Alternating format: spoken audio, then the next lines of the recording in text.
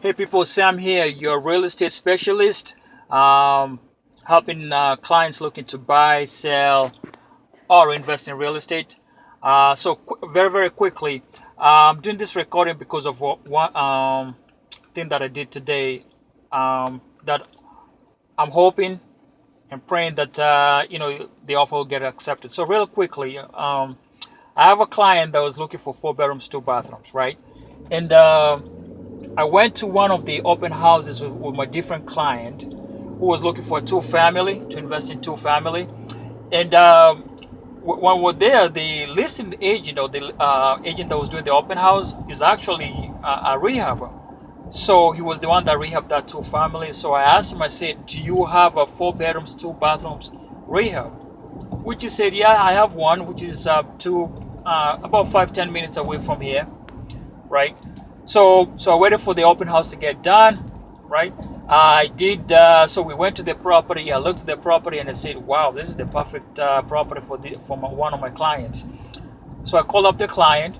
We scheduled a showing middle of the week. We went and looked at the property. It's still under rehab. We went and looked at the property, and they really liked the property. So we went back. I made an offer, but I never heard from this seller of the listing agent, right? Who was the rehabber. So I tried to call him several times. He wasn't really responding to me. Sent him emails, text, wasn't really responding to me.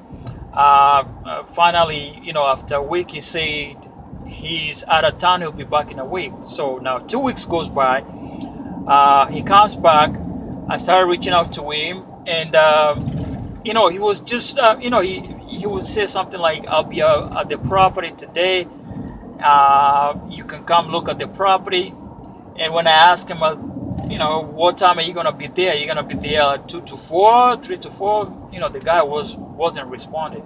So what I did was I decided to drive by the property. So, lucky enough, one of the things that I do what we call driving for dollars.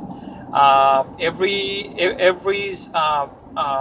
like once a week, I will drive around a neighborhood and I will see if there's any properties being rehabbed or any properties that need some work that I might be able to scoop it up for my clients, right?